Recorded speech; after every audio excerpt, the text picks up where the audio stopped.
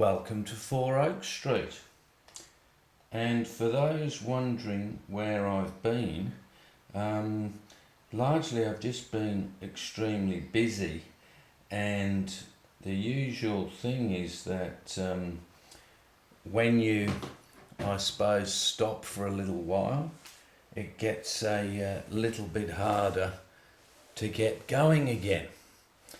But I have made some progress, and of course that's in between making sure that my cat, which you saw in the photo, is not residing just near the road bridge. So what have I done? Well, I've done a little bit more in this area. So these houses that you're seeing now have I suppose had a bit more foliage added. I have completely had a go at making my original church look a bit more authentic. I have changed the car park, so I've added a couple of memorials there. So here's the church. And I was inspired, I must, like a lot of modelers do, we all look at other people's and see if we can gain, I suppose, some of their wisdom from what they've done. And this particular one, I got some inspiration from Stephen at Elvenhome. So you'll see that I'm not producing scratch-built models. Mainly because maybe I don't have the skill, but secondly, probably time is a problem, particularly with a layout like this. However, there are some fantastic exponents of scratch building, including obviously Piccadilly, Elvenhome, and more recently Michael. Oh geez, it's funny, I always go to write them down. But he's building an incredible layout. Oh, the name escapes me. You would all know it. He's using Inkscape, and his buildings are just phenomenal. You just have to click on Engage, and you will see it. So, I talked about my pub that I was building, which, as you can see, is a Metcalf kit. So it hasn't actually been fastened down yet, but there's a bit of a story to this one. If you actually look at the name of it on the sign there, it is called Clauds,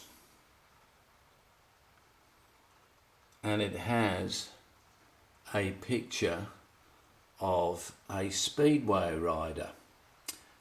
Now, interestingly, this particular gentleman used to ride for Sheffield, and he lives opposite me.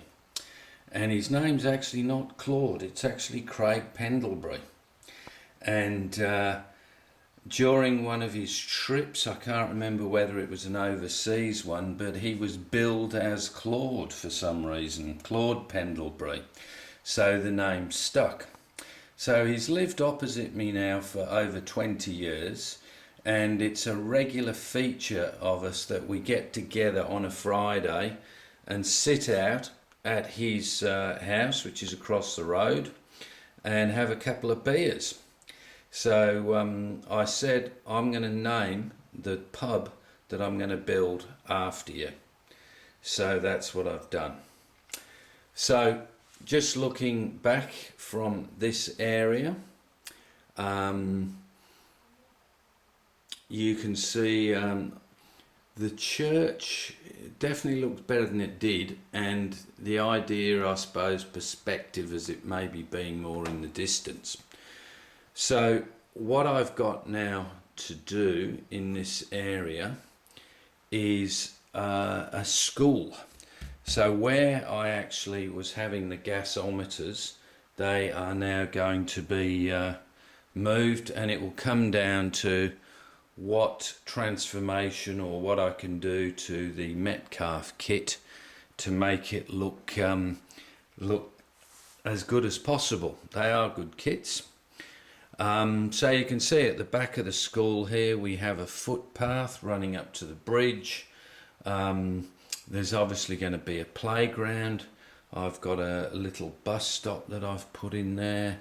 But yes, then I'm redesigning this area in here. That is not going to be a road tunnel anymore. So that is going to be an old disused railway line coming out of there. So that is more than likely going to be the bus station facility. So yes, that's pretty much what's been going on. My daughter bought me this card for my birthday, which was a while ago, and quite amazing when you actually open it up. It is a 3D train. So that's it. So I have been keeping up with all the layouts, and there's a lot progressing really well, so I do really enjoy looking at those.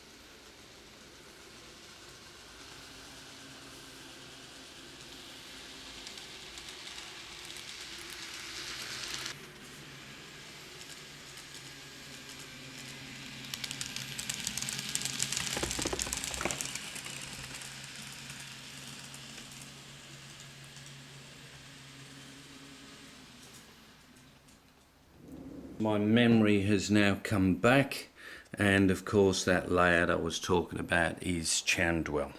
So happy Easter, and catch you all next time. Bye.